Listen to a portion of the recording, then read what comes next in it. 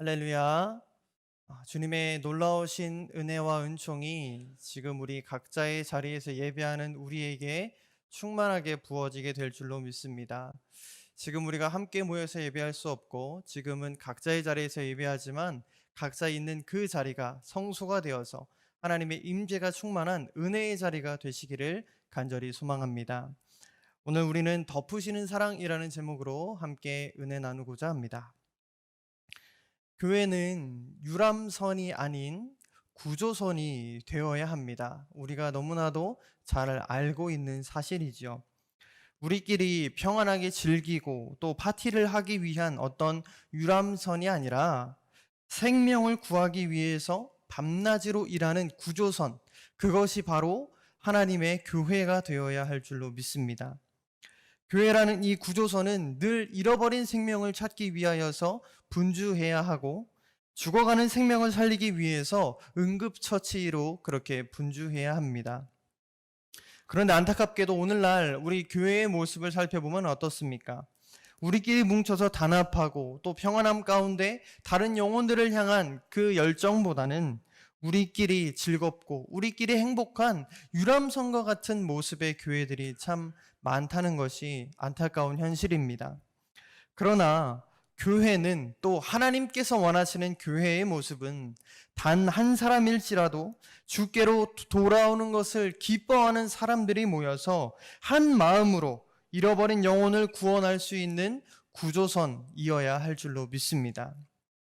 지금 각자의 자리에서 함께 예배하는 여러분, 혹 우리의 신앙생활이 우리만 편안하게 신앙생활하고 또 이후에 천국 백성으로 그렇게 거듭날 것을 소망하고 계시지는 않으십니까? 우리 신앙생활에 있어서 하나님 아버지와 같은 그 한 영혼을 향한 간절한 마음을 품고 계십니까? 하나님께서는 오늘도 주께로 돌아올 그 영혼들을 찾으시며 애타게 기다리고 계십니다. 오늘 이 자리에 있는 또한 각자의 자리에서 예배하는 저와 여러분이 하나님과 같은 마음을 품게 되시기를 소망합니다. 그렇다면 하나님 아버지의 마음은 무엇일까요? 우리를 향하신 하나님 아버지의 마음이 무엇인지 우리는 오늘 본문을 통하여서 함께 생각해 보고자 합니다. 오늘 우리가 함께 읽은 이 누가복음 15장의 말씀은 우리가 너무나도 잘 아는 말씀입니다. 어릴 때부터 신앙생활을 해온 분들이라면 적어도 한 번쯤은 잃은 탕자의 비유라는 제목으로 참 많이 들어보셨을 겁니다. 이 학자들은 그 누가복음 15장의 이 말씀을 향하여서 누가복음의 심장이다라고 표현하길 정도로 이 누가복음 15장의 말씀은 굉장히 중요한 위치를 차지하고 있습니다. 다시 한번 말하면 이 누가복음 15장의 말씀을 이해하지 않고서는 누가복음이 어떤 의미인지 제대로 설명되지 않는다라는 뜻이기도 하지요. 그렇다면 우리가 지금 이 시간 먼저 함께 생각해 보아야 할 것은 이 누가복음 15장의 내용들이 그 당시에 누구를 향한 메시지였는가라는 것입니다. 오늘 본문은 아니지만 누가복음 15장 1절과 2절의 말씀을 한번 살펴보면 모든 세리와 죄인들이 말씀을 들으러 가까이 나아오니 바리새인과 서기관들이 수군거려 이르되 이 사람이 죄인을 영접하고 음식을 같이 먹는다 하더라. 당시의 세리는 이 로마 제국을 위하여서 일하는 일종의 하수인이었습니다. 그들은 이방인 그리고 죄인들과 동일시 되었죠. 당시 이 죄인들과 어울린다, 또 세리들과 또 이방인들과 어울린다라는 것은 유대인들의 입장에서는 율법에 어긋나는 일이었습니다. 그렇기 때문에 이 유대 지도자들은 예수님이 진정한 선지자고 하나님의 대언자라면 거룩함을 지켜야 하고 이 죄를 용납해서는 안 된다라고 생각했던 것이 당시의 일반적인 견해였죠. 모든 세리와 죄인들은 예수님의 말씀을 듣고자 이 시간에 모였습니다. 예수님은 그들의 친구가 되어주셨고 하나님의 말씀을 그들에게 전달해 주셨죠. 그런데 본문 2절의 말씀을 보면 예수님의 말씀을 듣기 위해서 나온 이 죄인들을 보면서 그 중에 서기관과 바리새인들이 있었다라고 이야기합니다. 그들은 예수님께서 말씀하시는 그 장소에 찾아가서 수군거렸다라고 이야기하죠. 수군거렸다라는 이 단어를 원어의 의미로 한번 생각해 보면 불평했다라는 의미를 갖고 있는데, 이 단어는 현재 진행형으로 기록되어져 있습니다. 이 말은 자신들이 그 죄인으로 여기는 세리와 또 이방인들이 예수님께 말씀을 들으러 나와왔던 그것과는 반대로 서기관과 이 바리새인들은 예수님께서 말씀하시는 그 내내 수군거리며 불평하며 원망했다라는 겁니다. 이런 상황 속에서 예수님께서는 자신을 향해 수군거리며 비난하는 그들을 향해서 비유로 말씀하시기 시작하십니다.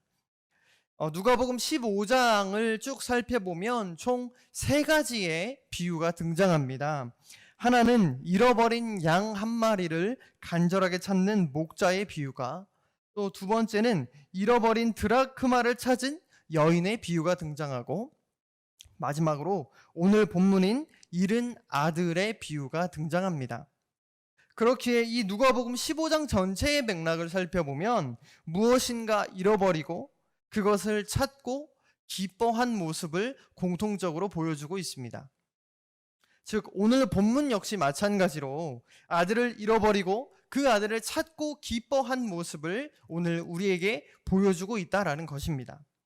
이 전체적인 틀을 생각하시면서 함께 본문을 본격적으로 살펴보겠습니다. 본문을 생각해 보기 전에 한 가지 질문을 먼저 드려보고 싶습니다. 예수님 당시에 아버지의 모습은 좀 어땠을까요? 요즘 TV에서 나오는 것처럼 아들과 또 자녀들과 함께 행복한 시간을 보내는 그런 아버지의 모습이었을까요? 아니었겠죠. 그 당시에 아버지는 가장임과 동시에 집안의 왕이요 제사장과 같은 역할을 감당했습니다. 때문에 아버지와 아들의 관계는 지금과는 좀 다른 모습이었을 겁니다. 요즘처럼 아빠와 아들이 또 아빠와 자녀들이 그렇게 친밀할 수 없는 구조였지요. 당시에 아버지의 유산을 받기 위해서는 한 가지 원칙적인 것이 존재했는데, 그것이 바로 아버지가 돌아가셔야 그 유산을 행사할 수 있다라는 것이었습니다. 지금도 마찬가지겠지만 부모님의 그 유산을 받고 또 부모님의 유산을 행사하기 위해서는 그 사람, 그 부모님의 죽음이 전제되어야 합니다. 즉 오늘 아버지의 유산을 요구하고 있는 이 둘째 아들은 아버지는 필요 없고 아버지는 돌아가셔도 상관없고 그냥 아버지가 갖고 있는 그 능력 또 재산 또 아버지가 갖고 있는 그 모든 재산들만 필요하다라는 뜻이었던 겁니다. 이 유산을 달라는 건 아버지의 목숨값을 주십시오라는 것과도 동일한 의미겠지요. 그런데 아버지는 이렇게 말도 안 되는 이야기를 아무 말도 없이 들어줍니다. 당시의 분위기였다면 아버지는 분명히 아들의 요구를 안 들어줄 수도 있었을 겁니다. 또 집을 떠나지 못하도록 말렸을 수도 있겠죠. 그런데 오늘 아버지는 아무런 말도 없이 그의 요구를 들어주고 둘째 아들이 유산을 가진 채 떠나는 것을 가만히 지켜보기만 합니다. 본문 13절의 말씀을 보면 그 후에 며칠이 안 되어 둘째 아들이 재물을 다 모아가지고 먼 나라에 가 거기서 허랑방탕하여 그 재산을 낭비하였더니, 그렇게 둘째 아들은 아버지의 유산을 받아서 유대 땅 어느 곳에 가서 산 것도 아니고 그 나라 자체를 옮겨버립니다. 당시에 그 유대인들에게 있어서 이 이방 땅은 어떤 개념이었냐면 그들이 결코 인정하지 않는 문화와 전통을 갖고 있었습니다. 둘째 아들이 이 아버지의 재산을 가지고 먼 나라에 가서 살았다라는 것은 유대 땅으로 또 고향으로 다시는 돌아오지 않겠다라고 선언하고 떠났던 것과 마찬가지인 것이지요. 사실상 아버지하고는 보지 않겠습니다. 아버지가 돌아가신 것처럼 나는 살겠습니다라고 그렇게 선언하고 떠나버린 겁니다. 그런데 그렇게 둘째 아들은 훌쩍 떠나버리죠. 그런데 그렇게 둘째 아들이 그렇게 훌쩍 떠났으면 좀 잘 살기라도 했으면 참 좋았을 텐데 그 둘째 아들의 모습은 어떻습니까? 우리가 잘 아는 것처럼 아버지에게 받은 유산을 모두 탕진하고 낭비하게 되어집니다. 본문 15절의 말씀을 보면 그 나라 백성 중에서 한 사람에게 붙여 사니, 이 말씀은 이방 사람의 종이 되었다라는 뜻입니다. 둘째 아들은 자기 민족이 인정하지 않고 자기 민족이 마치 개와 또 굉장히 안 좋게 생각했던 그 이방인에게 그 종이 되어서 살아가게 된 겁니다. 더욱이 그 이방 사람이 그에게 들러나가서 돼지 치는 일을 하게 합니다. 그런데 이 유대인의 문화 속에서 이 돼지는 가장 혐오스럽고 경멸시되던 동물이었습니다. 그럼에도 불구하고 이 둘째 아들은 어쩔 수 없이 먹고 살기 위해서 돼지 치는 일을 하면서 살아가게 되었지요. 본문 16절에 그가 돼지 먹는 쥐염 열매로 배를 채우고자 하되 주는 자가 없는지라라고 말씀합니다. 둘째 아들이 그렇게 들러나가서 돼지 치는 일을 하다가 너무 배가 고파서 돼지 먹이였던 그 쥐염 열매, 그 아주 조그만 그 열매를 먹고자 하는데도 주는 자가 없었다라고 이야기합니다. 아버지의 유산을 모두 낭비해버린 이 둘째 아들, 이 둘째 아들은 정말로 처참한 인생이 되어버린 것이죠. 그런데 이때는, 이 당시에는 이미 유대인들이 여기저기 디아스포라가 되어서 이방 땅에 많이 흩어져 살고 있었던 때입니다. 유대인들은 어느 나라에 가든지 그 회당을 중심으로 공동체 문화를 계속 이어져 가고 있었죠. 그들의 율법 중에는 낯선 유대인이 이방 땅으로 돌아오게 되어지면 반드시 자기 민족을 버려주지 않고 그 사람을 거두어야 한다라는 율법이 있었습니다. 그런데 안타깝게도 이 둘째 아들은 그 도움까지도 얻지 못하는 참으로 안타까운 인생이 되어버린 것이지요. 즉 이 둘째 아들은 민족에게도 버림받고 돼지에게도 버림받고 이방인의 종이 되어서 완전히 버려지고 완전히 실패한 인생이 되어져 버린 겁니다. 그런데 이때 한 가지 놀라운 반전이 일어납니다. 본문 17절의 말씀을 보면 이에 스스로 돌이켜 이르되 내 아버지에게는 양식이 풍족한 품꾼이 얼마나 많은가, 나는 여기서 주려 죽는구나. 둘째 아들이 뭐라고 말합니까? 스스로 돌이켜 이르되 라고 말합니다. 이 스스로 돌이켜 이르되, 이 말의 원어적인 의미는 그가 드디어 회개하게 되었다라는 의미가 아닙니다. 그가 비로소 자기 몰골을 제대로 보게 되었다라는 의미를 갖고 있습니다. 즉 자신이 얼마나 비참한 상태인지 그 돼지우리 가운데에서 이 둘째 아들은 스스로 직면하게 된 겁니다. 그런데 이 둘째 아들이 어디에서 집과 아버지를 기억해냅니까? 어디에서 자신의 비참한 상태를 직면하게 되어집니까? 그곳은 바로 돼지우리에서였습니다. 다시 말하면 아버지의 집을 떠나게 되어지면 결국 돼지우리에서 살게 된다라는 뜻이 아니라 아버지의 집을 떠난 그 삶 자체가, 아버지를 등진 그 삶 자체가 돼지우리의 삶과 같다라고 오늘 성경은 우리에게 이야기하고 있는 것이지요. 결론적으로 이 둘째 아들이 아버지의 유산을 가지고 집을 떠나서 아무리 큰 영화를 누리고 아무리 그 유산을 가지고 잘 사는 것 같이 보였어도 그것은 결국 돼지우리와 같은 인생이었다라는 겁니다. 즉 아버지의 품을 떠나고 아버지를 등진 그 순간부터 이 둘째 아들은 돼지우리와 같은 삶을 사는 것과 같은 인생을 살아갔다라고 오늘 성경은 말하고 있는 것이지요. 그렇게 돼지우리에서 이 둘째 아들 자신의 삶을 제대로 보게 되어집니다. 품꾼의 하나로 여김을 받더라도 다시금 아버지께로 돌아가야겠다라는 그 놀라운 결단을 하게 되어지죠. 그런데 한번 생각해 보면 오늘날 우리도 마찬가지인 것 같습니다.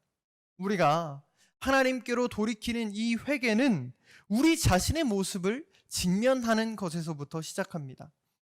내가 하나님 앞에서 얼마나 큰 죄인이고 내가 하나님 앞에 어떻게 어떤 모습으로조차 설 수 없는 참으로 연약한 존재임을 인정하는 순간 우리는 우리가 가던 잘못된 방향에서 또한 아버지의 집을 떠난 그곳으로부터 우리는 하나님께로 다시 돌이킬 수 있는 기회를 얻게 되는 것이지요. 그러면 한번 생각해 봅시다. 우리는 왜 그렇게 잘못된 길로 들어서고 왜 그렇게 하나님이 원하시는 방향이 아닌 자꾸만 다른 길로 그렇게 걸어가게 되어질까요? 하나님이 원하시는 방향이 우리가 무엇인지 잘 모르기 때문에 그렇습니다. 하나님이 어디를 가리키고 계시는지 우리가 그것을 보지 못하기 때문입니다. 이 말은 우리가 하나님을 믿지만 하나님의 뜻이 무엇인지 우리가 깨닫지 못하면서 살아가고 있다라는 것과도 같은 것이지요. 그렇다면 하나님의 뜻은 무엇입니까? 마치 돼지우리와 같은 이 세상 속에서 살아가는 우리 인생을 향하신 하나님 아버지의 뜻은 무엇일까요? 데살로니가전서 4장 3절의 말씀입니다. 하나님의 뜻은 이것이니 너희의 거룩함이라 곧 음란을 버리고. 하나님의 뜻은 우리의 거룩함입니다. 세상과의 구별됨입니다. 돼지우리와 같은 세상이지만 그럼에도 불구하고 이곳에서 주님의 살아계심을 증언하고 주님의 그 살아계심을 완전히 선포하면서 그들과는 완전히 구별되어지고 온전히 다른 삶을 살아내는 것이 하나님께서 오늘 우리에게 원하시는 삶인 줄로 믿습니다. 그런데 오늘날 우리의 모습은 어떻습니까? 우리는 이 세상을 살아가면서 이 세상에서 승리하고 하나님의 살아계심을 증언하는 그 증언자의 삶을 살아가기보다는 언제부터인가 이 세상에 갇혀버린 인생을 살아가고 있지는 않은지요. 세상 사람들이 다 그렇게 살아가니까 나도 그렇게 살아가도 된다는 그 자기 합리화를 하면서 살아가는 것이 우리의 모습입니다. 또 돼지가 먹는 그 쥐염 열매를 구했던 그 둘째 아들의 모습처럼 먹고 살기 위해서는 어쩔 수 없었다라고 변명하는 것이 우리의 모습이죠. 또 우리가 원하는 것들을 이루기 위해서 우리가 짓는 몇 가지의 죄쯤은 하나님께서 눈 감아 주실 거라 그렇게 생각하는 것이 우리의 현실입니다. 내 마음대로 실컷 죄 짓고 또 교회에 나와서 또 예배 시간에 하나님 앞에 하나님 잘못했습니다. 회개하면 되겠지. 하나님께서 사랑의 하나님이시니 용서해 주시겠지 라고 생각하는 것이 우리의 솔직한 심정 아니십니까? 오늘 우리의 삶은 나의 뜻과 또 하나님의 뜻과 정반대되는 삶을 살아가면서 나의 중심에는 하나님이 계시다고, 나는 하나님을 믿는 신앙인이라고 스스로 그렇게 굳게 믿으면서 하나님이 아닌 나의 신념을 믿으면서 자기 위안을 삼고 살아가는 것이 우리의 현실인 것 같습니다. 그렇게 살아가다 보니 우리는 하나님의 자녀이지만 어느덧 아버지의 집을 잃어버리고 하나님을 잃어버린 돼지우리에 갇혀버린 인생을 살아가게 되었습니다. 그렇기에 이 돼지우리와 같은 이 인생 속에서, 이 세상 속에서 우리의 연약함과 죄악을 발견하는 것 자체가 하나님의 은혜인 줄로 믿습니다. 나 자신의 연약함을 직면하고 깨닫는 것 자체가 이 세상에서 우리를 건져내기 원하시는 하나님 아버지의 사인인 줄로 믿습니다. 사랑하는 성도 여러분, 그러면 혹 지금 우리의 삶 속에서 나 자신의 연약함을 직면하고 또 죄로 가득 찬 나의 모습을 경험하고 계십니까? 우리의 연약함과 죄로 인해서 우리의 마음이 무너지셨습니까? 오랫동안 해결되지 않은 그 죄의 문제와 또한 오랫동안 겪어온 우리의 연약함으로 인하여서 우리의 삶에 희망이 없다라고 그렇게 느껴지십니까? 바로 그것이 하나님께서 오늘 우리를 부르시는 하나님의 사인인 것을 기억하십시오. 하나님께로 다시 돌아오라 외치시는 하나님의 음성임을 기억하십시오. 바라건대 오늘 각자의 자리에서 예배하는 그 우리 모두가 우리의 연약함을 직면하고 우리가 머물러 있던 그 죄악의 자리에서 털고 일어나서 오직 다시 아버지께로 우리의 발걸음을 향하게 되어지시기를 간절히 소망합니다. 그렇게 둘째 아들이 자신의 모습을 직면하고 아버지의 집으로 한 걸음씩 한 걸음씩 그렇게 향하게 되어질 때에 집에 도착하기도 전에 아버지는 거리가 먼데 그를 보고 치근히 여겨서 달려가 목을 안고 입을 맞췄다라고 성경은 이야기합니다. 당시 유대 사회를 보면 한국 사람들의 옛날 양반 정서와 좀 비슷한 면이 많았다고 합니다. 아랫사람 위에서 윗사람이 뛰는 것이 결코 없었다라고 이야기하죠. 짐작하건대 아들의 아버지는 아들을 기다리면서 매일같이 문 밖에 서서 아들을 기다렸을 겁니다. 그리고 아무도 알아보지 못했지만 저 멀리서 아들이 돌아오는 것을 보고 아버지는 그렇게 달려가서 아들을 그 품에 품기 시작하죠. 앞서 저는 당시 문화권에서는 윗사람이 아랫사람 앞에서 절대로 뛰는 법이 없다라고 말씀드렸습니다. 그런데 왜 아버지는 이 당시의 문화적인 개념을 깨고 아들을 향하여 힘차게 달리기 시작했을까요? 단순히 아들이 보고 싶어서였을까요?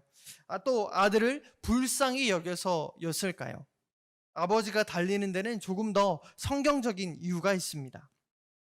구약 성경 신명기 21장 18절부터 21절의 말씀을 보면 사람에게 완악하고 패역한 아들이 있어 그의 아버지의 말이나 그 어머니의 말을 순종하지 아니하고 부모가 징계하여도 순종하지 아니하거든 그의 부모가 그를 끌고 성문에 이르러 그 성읍 장로들에게 나아가서 그 성읍 장로들에게 말하기를 우리의 이 자식은 완악하고 패역하여 우리 말을 듣지 아니하고 방탕하며 술에 잠긴 자라 하면 그 성읍의 모든 사람들이 그를 돌로 쳐 죽일지니 이같이 내가 너희 중에서 악을 제하라. 그리하면 온 이스라엘이 듣고 두려워하리라. 당시에 이스라엘 마을은 항상 공동체성을 지향했던 관습이 있었습니다. 그렇기 때문에 아마도 이 집안에서 일어났던 이 패역한 둘째 아들의 이야기는 온 동네 사람들이 너무나도 잘 알고 있었을 것입니다. 그렇다면 이 신명기에 기록된 이 율법대로라면 완악하고 패역한 둘째 아들은 어떻게 되어야 할까요? 그 성읍의 모든 사람들이 던진 돌에 맞아 죽어야만 합니다. 마을 사람들이 돌을 던져도 아무런 대꾸도 아무 말도 할 수 없었습니다. 그것이 율법이 정한 바였기 때문이죠. 그런데 지금 말씀 듣는 대상이 누구였습니까? 죄인들과 또 세리도 있었지만 그들 중에는 서기관과 바리새인들도 있었습니다. 서기관과 바리새인들이 이 이야기를 들었을 때 어떤 생각을 했을까요? 아마도 동네 사람들이 돌을 하나씩 다 집어들고 뛰어 나왔겠구나. 그런데 아버지는 이 바리새인과 서기관들의 예상을 뛰어넘고 패역한 아들을 향하여서 달리기 시작합니다. 돌을 들고 나온 사람들을 향해서 내 아들이라 소리치면서 이렇게 달려갑니다. 그리고 아들을 꽉 껴안습니다. 자신의 몸으로 아들을 덮어버립니다. 아들을 향한 사랑이 율법을 뛰어넘고 사람들의 시선을 뛰어넘게 된 것이지요. 그렇게 아버지는 유대인들이 목숨처럼 여기는 이 율법을 깨어버리고 돌로 쳐 죽임을 당해야 할 이 패역한 아들을 향하여서 달려가 그 아들을 꽉 안아버립니다. 이 순간 그 아들이 자신에게 어떤 행동을 했고 또 아들이 어떤 삶을 살아왔는지는 아버지에게 있어서 그리 중요하지 않았을 겁니다. 이 아들은 이 세상 그 어떤 것보다 너무나 소중한 존재였기 때문이겠죠. 사랑하는 성도 여러분, 지금도 마찬가지입니다. 하나님은 지금도 우리의 인생을 향하여서 달려오고 계십니다. 거친 이 세상 속에서 그 누구도 받아주지 않는 거절감과 마음의 상처들을 갖고 있는 우리의 삶을 향하여서 또 어쩌면 돼지우리와 같은 우리 인생을 향하여서 우리의 연약함과 죄악으로 인하여 무너져버린 우리의 삶을 향하여서 주님은 지금도 우리에게 달려오고 계신 줄로 믿습니다. 우리는 주님 앞에 너무나 패역하고 완악한 모습이지만 둘째 아들처럼 하나님을 버리고 떠나버린 우리이지만 그럼에도 불구하고 우리가 주님의 부르심에 응답하고 우리가 주님의 부르심에 다시 한번 반응하면서 우리의 비참한 삶을 직면하게 되어지고 또한 그곳으로부터 돌이켜 한 걸음씩 주님 앞으로 돌아가게 되어질 때에 그 누구도 정죄하지 못하도록 그 누구도 해하지 못하도록 주님께서 달려오셔서 우리의 전 존재를 덮어주실 줄로 믿습니다. 바라건대 지금 우리를 향해 달려오시는 그 하나님의 사랑을 받아 누리십시오. 우리의 전 존재를 덮어주시는 그 하나님의 사랑을 깊이 경험하시기를 바랍니다. 이 죄악된 세상 속에서 살아가는 우리이지만 그럼에도 불구하고 우리를 여전히 사랑한다 말씀하시는 그 하나님의 음성 앞에 주님, 저도 주님을 사랑합니다 라고 고백하시기를 소망합니다. 사랑하는 성도 여러분, 지금 우리는 코로나19로 인하여서 세상이 참으로 급격하게 변하는 그 상황 가운데 놓여져 있습니다. 충주가 사회적 거리두기 4단계로 격상되어지고 참으로 날마다 많은 확진자가 나오고 정말 우리의 그 삶의 위협이 우리의 피부에 와닿을 만큼 그렇게 우리의 삶이 사정없이 흔들리고 있습니다. 그러나 반드시 기억해야 할 것이 있다면 아무리 거친 세상 속이라 해도 하나님의 사랑, 그 사랑 하나면 충분하다라는 것입니다. 하나님 한 분만 우리 삶에 계신다면 그것으로 만족하게 된다라는 것입니다. 어떤 상황 속에서도 우리의 전 존재를 덮으시는 그 하나님의 사랑을 붙잡으시기를 소망합니다. 하나님의 사랑이 우리 마음 가운데 충만하다면 우리 거칠고 급격하게 변하는 이 세상 가운데에서도 우리는 주님 손 붙잡고 넉넉하게 승리하며 살아가게 될 줄로 믿습니다. 사랑하는 성도 여러분, 그러니 너무 두려워하지 마십시오. 하나님의 사랑은 여전히 우리에게 부어지고 있습니다. 하나님의 시선은 여전히 우리를 향하고 있습니다. 그러니 다시 한번 용기를 내어서 주님께로 스스로 돌이켜 하나님 앞으로 한 걸음씩 나아가시기를 소망합니다. 지금 이 시간 저와 함께 이렇게 한번 고백하시지 않으시겠습니까? 하나님, 하나님의 사랑이면 충분합니다. 하나님, 하나님의 사랑을 제 마음 가운데 충만히 부어 주시옵소서. 바라건대 남은 한 주간도 하나님의 사랑으로 충만케 되어지고 오직 하나님의 그 은혜 가운데 거하는 저와 여러분이 되어지시기를 주님의 이름으로 간절히 소망합니다. 기도하겠습니다.